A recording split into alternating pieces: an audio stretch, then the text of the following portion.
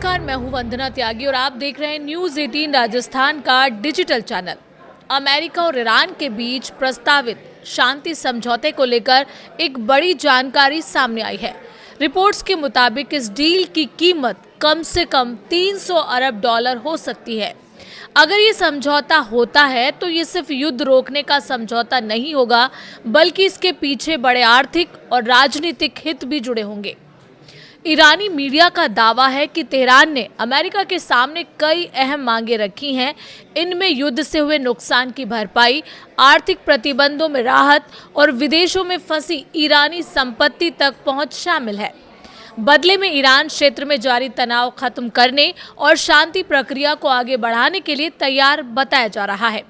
दूसरी तरफ अमेरिकी राष्ट्रपति डोनाल्ड ट्रंप पहले ही घोषणा कर चुके हैं कि ईरान के साथ समझौता लगभग पूरा हो चुका है। ट्रंप ने इसे अपनी बड़ी कूटनीतिक सफलता बताया है। उनका कहना है कि इस डील से वैश्विक ऊर्जा बाजार स्थिर होंगे और दुनिया के सामने महत्वपूर्ण समुद्री मार्गों में से एक होर्मुज जलडमरू मध्य फिर से पूरी तरह खुल सकेगा। हालांकि इस समझौते को लेकर कई सवाल भी उठ रहे हैं। अमेरिका जहां इस पैकेज को निवेश और पुनर्निर्माण कार्यक्रम बता रहा है, वहीं ईरान इसे युद्ध में हुए नुकसान का मुआवजा मान रहा है। रिपोर्ट्स के मुताबिक इस प्रारंभिक समझौते पर 19 जून को स्विट्जरलैंड में हस्ताक्षर हो सकते हैं। हालांकि अब तक कोई आधिकारिक दस्तावेज सार्वजनिक नहीं किया गया है और सामने आई जानकारियों की स्वतंत्र पुष्टि भी नहीं हुई है। लेकिन 300 अरब डॉलर के इस पैकेज ने पूरी दुनिया का ध्यान अपनी तरफ खींच लिया है।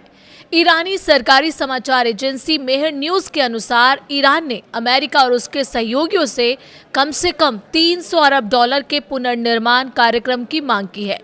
इसके अलावा उसने 60 दिन की बातचीत अवधि के दौरान विदेशों में फंसी 24 अरब डॉलर की ईरानी संपत्तियां जारी करने की भी मांग की है, जिसमें आधी रकम अग्रिम देने की बात कही गई है।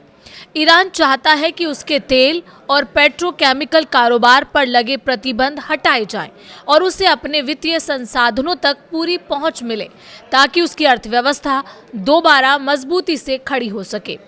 ईरानी मीडिया लगातार इस पैकेज को युद्ध क्षति का मुआवजा बता रहा है।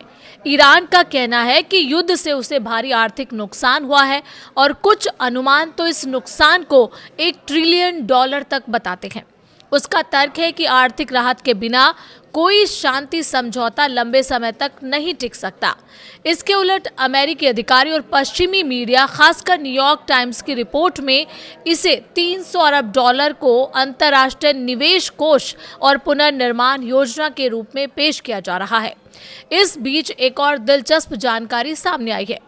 रिपोर्ट्स के मुताबिक ट्रंप के विशेष दूत स्टीव विटकॉफ और उनके दामाद जारेड कुशनर पहले तेहरान में बड़े रियल एस्टेट प्रोजेक्ट्स और निवेश कोष बनाने जैसे सुझाव दे चुके हैं। विशेषज्ञों का मानना है कि ट्रंप की उस पुरानी सोच से मेल खाता है जिसमें वो युद्ध के बाद सरकारी मुआवजे की बजाय निजी निवेश और बड़े आर्थिक प्रोजेक्ट के जरिए पुनर्निर्माण को बढ़ावा देना चाहते हैं। अब बड़ा सवाल ये भी उठ रहा है कि क्या अमेरिका कमजोर स्थिति में बातचीत कर रहा है। विशेषज्ञों का कहना है कि ईरान खुद को मजबूत स्थिति में दिखाने की कोशिश कर रहा है, जबकि अमेरिका इस युद्ध को खत्म कर इसे कूटनीतिक जीत के रूप में पेश करना चाहता है। फरवरी में शुरू हुए संघर्ष अमेरिका और इजराइल दोनों के लिए आर्थिक और राजनीतिक चुनौती बन गया।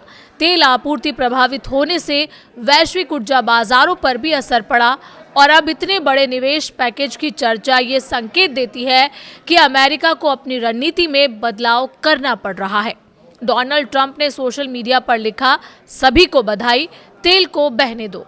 उन्होंने इस समझौते को वैश्विक स्थिरता और ऊर्जा बाजार के लिए बड़ी सफलता बताया है, लेकिन अमेरिका के भीतर कई लोग इसे अलग नजरिए से देख रहे हैं। नवंबर में होने वाले मध्यावधि चुनाव से पहले युद्ध और उसके आर्थिक प्रभाव ट्रंप के लिए राजनीतिक चुनौती बनते जा रहे हैं।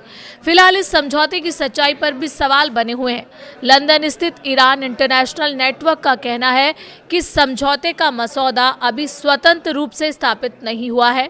वहीं अमेरिकी अधिकारियों ने भी सार्वजनिक तौर पर 300 अरब डॉलर वाले दावे की पुष्टि नहीं की है और वॉशिंगटन पहले कुछ लीक हुई जानकारियों को भ्रामक बता चुका है। इस समझौते का विरोध दोनों देशों के भीतर देखने को मिल रहा है। ईरान के कट्टरपंथी गुट संभावित रियायतों को लेकर चिंतित है, जबकि इजराइल भी खासकर लेबनान और हिजबुल्लाह जैसे जुड़े मुद्दों पर समझौते के कुछ हिस्सों से असहमत बताया जा रहा है। मध्य पूर्व के जानकार और पूर्वी अमेरिकी राजनयिक आरोन डेविड मिलर का मानना है कि लेबनान इस समझौते की पहली बड़ी परीक्षा बन सकता है, क्योंकि वहां चल रहे प्रॉक्सी संघर्ष किसी भी समय युद्ध विराम को कमजोर कर सकते हैं। वहीं अमेरिका के पूर्व सहायक विदेश मंत्री इलियट एब्राम्स का कहना है कि इस समझौते का असली भविष्य ईरान की आंतरिक राजनीति पर निर्भर करेगा। उनके मुताबिक सबसे बड़ा सवाल यही है कि ईरान की जनता और वहां की राजनीतिक व्यवस्था देश को आगे किस दिशा में ले जाती है। यानी कुल मिलाकर 300 अरब डॉलर की इस संभावित डील केवल आर्थिक पैकेज नहीं, बल्कि मध्य पूर्व की राजनीति, वैश्विक ऊर्जा बाजार और अमेरिका ईरान संबंधों के भविष्य को प्रभावित करने वाला बड़ा मोड़ साबित हो सकती है। हालांकि अंतिम तस्वीर तभी साफ होगी जब समझौते पर आधिकारिक मुहर लगेगी और उसकी शर्तें सार्वजनिक की जाएंगी।